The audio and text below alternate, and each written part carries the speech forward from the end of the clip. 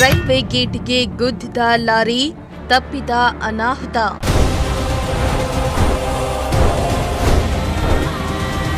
ವಿದ್ಯುತ್ ಕಂಬದ ಮೇಲೆ ಬಿದ್ದ ರೈಲ್ವೆ ಗೇಟ್.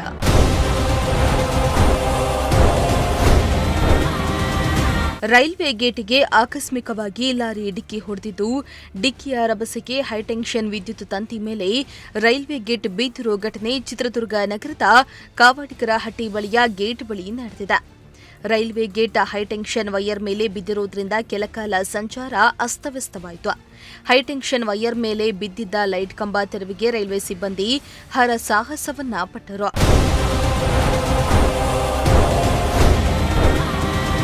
ಇನ್ನು ಚಿತ್ರದುರ್ಗ ನಗರದ ಕವಾಡಿಗರಹಟ್ಟಿ ಬಳಿಯ ಗೇಟ್ ಮುರುಘಮಠಕ್ಕೆ ಸಂಪರ್ಕ ಕಲ್ಪಿಸುವ ರಸ್ತೆಯಾಗಿದ್ದು, ನಿತ್ಯ ಸಾವಿರಾರು ಮಂದಿ ಸಂಚಾರ ಮಾಡುತ್ತಾರೆ.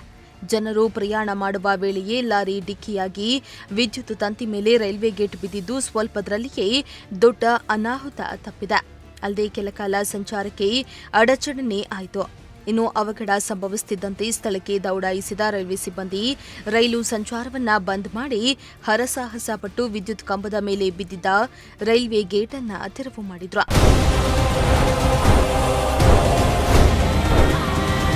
ಇನ್ನು ಸ್ಥಳಕ್ಕೆ ರೈಲ್ವೆ ಪೊಲೀಸರು ಭೇಟಿಯನ್ನ ನೀಡಿ ಪರಿಶೀಲನೆಯನ್ನ ನಡೆಸಿದ್ರು.